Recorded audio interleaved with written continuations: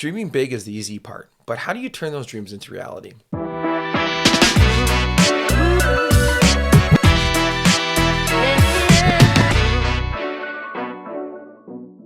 guys, I'm Thaddeus Tandu. Today we're going to be diving in to talking a little bit about what separates the whole visionary CEO part of things from an ineffective one that can't really communicate their vision.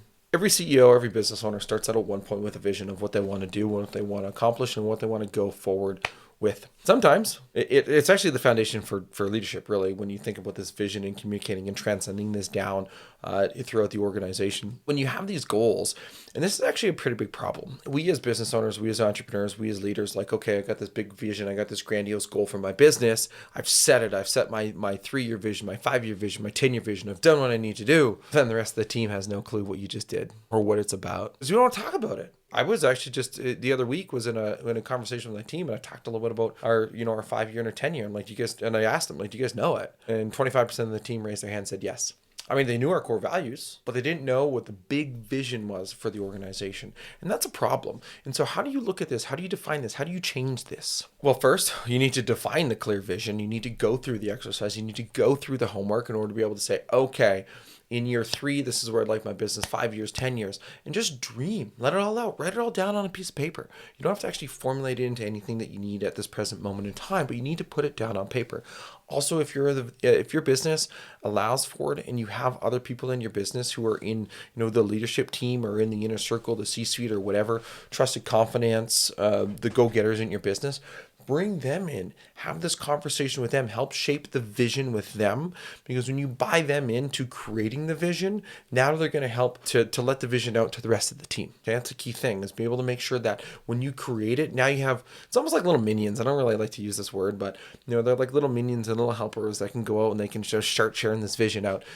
So because at the end of the day, I mean, if you've got, we have 15 team members in our business, and I don't chat with every single one of them on a day-by-day basis. In fact, I've got 2 direct reports that come up into me inside of our business. And if you're a bigger business, you probably have the same scenario and same philosophy.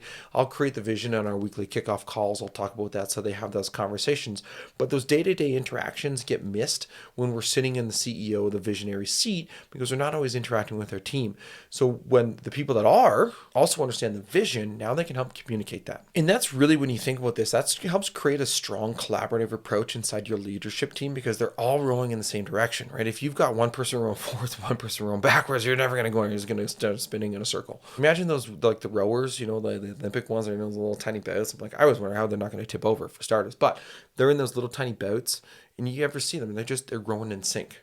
They're rowing in sync. They're rowing in sync. If one person's just out a little bit, and that's the difference, they just go off on a little line. Okay? And that's what can happen if we're sitting in our seats right now and we're not actually casting our vision out to people. And we got to be careful of that. We got to be super careful of that when we're running our business. The other part is inspiring people.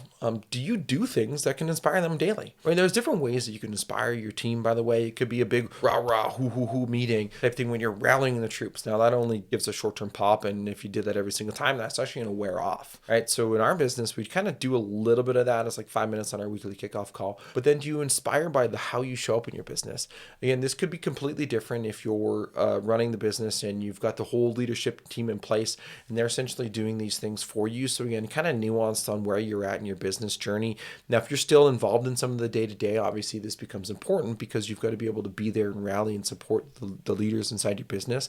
If they're not, this is obviously the leader's job, or if you're not, this is the leader's job inside the business to be able to rally, support, and create this excitement. It's almost like having a culture steward. When you think about this, when you have this culture steward inside your business, now they take your vision, they take your dream, they take what you want to create, and they are the culture steward to be able to help continue to relay that message out. So big dreams, at the end of the day, are just the start, right? You can have all these dreams, but if there's no action behind these dreams, yes, there's another video for another day, the 3 Ps and how to be able to do that. But anyways, we'll do that at some other future junction in time. It's your ability to execute with precision. Or if you're not the executor, if you're not a get shit doner, then you got to find somebody that can. Oftentimes, as business owners, We're high in quick start and we're low in follow through. That means we've got all these ideas, but we never see them through to completion. You need to find somebody that can get those through to completion, that can take your dreams, execute them, and then turn them into reality. Now you can continue to dream inside your business. And key important thing, I think a lot of people miss that. Thanks for watching this video. Don't forget to like, comment, share, and also subscribe to this video for more leadership insights.